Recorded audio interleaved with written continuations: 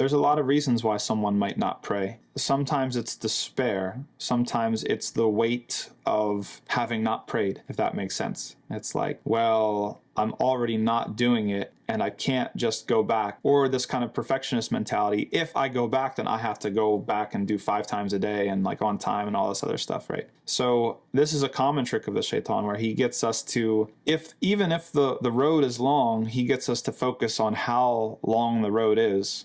Right? He gets us to see how far the destination is, and we give up, as opposed to breaking things down into micro steps, micro goals that are actually obtainable and sustainable. So this recently happened. Someone was asking me, they said, oh, I haven't prayed, I'm feeling all these sorts of problems. They're actually having some serious issues, and the first question I asked is, did you pray? And I said, no. I said, well, maybe you should just start trying to do 1 a day and see how it goes. And that had literally never occurred to that person.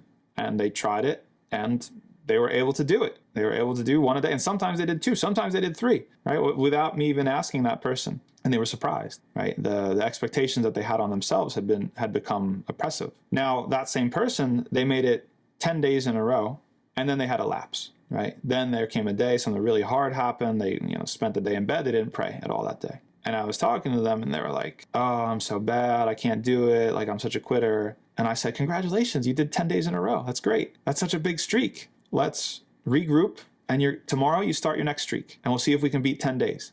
And they were like, I never thought to look at it like that. I was so fixated on what I'm not doing that it crushed me. And I wasn't paying any attention to the things that I was doing, because when you put it like that, yeah, I did it for, the person was like, you're right. I did do it for 10 days.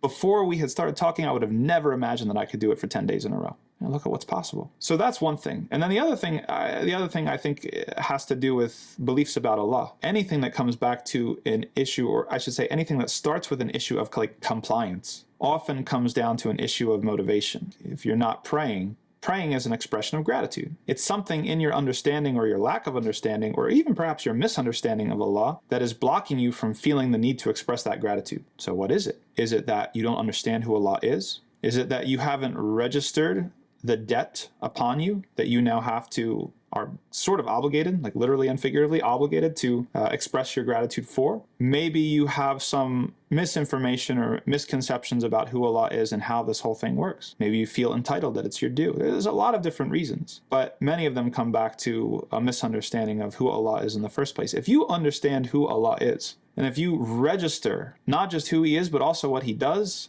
there's no choice but to pray. Right? You'd be embarrassed not to pray. But it's getting people up to speed to the point where they have that sort of knowledge of and relationship with Allah so that they get to that point.